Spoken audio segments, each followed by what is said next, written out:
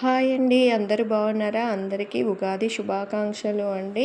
ఈ ఉగాది రోజున పచ్చడి అండ్ నేతి బొబ్బట్లు చేసుకుంటారు కదండి.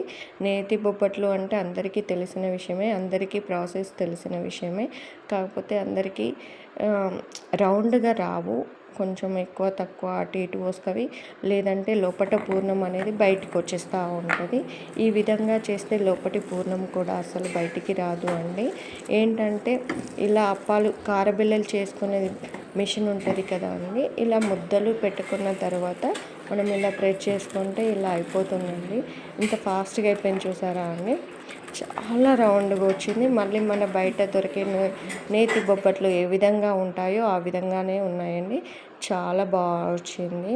నాకు అసలు ఇదివరకు రౌండ్గా రాదు, ఎక్కువ తక్కువ అటు ఇటు వచ్చేస్తాయి. ఈ ప్రాసెస్ ఎందుకు ట్రై చేయొద్దు అని చేశాను. నాకు చాలా బాగా కుదిరిందండి, చాలా బాగా వచ్చాయండి. చూడండి ఎంత రౌండ్గా ఉన్నాయో, మళ్ళీ చాలా పలుచగా వచ్చినాయండి. చాలా చాలా బాగున్నాయి. ఈ విధంగా ట్రై చేయండి మీరు కూడా. మీ అందరికీ వన్స్ అగైన్ హ్యాపీ ఉగాది అండి. మా ఇంటి ఉగాది పండుగ ఈ విధంగా అయితే సెలబ్రేషన్ చేసుకున్నాము. మీరు కూడా చాలా బాగుండాలని కోరుకుంటున్నాను. ఇలా అయితే ఎంజాయ్ చేసామండి.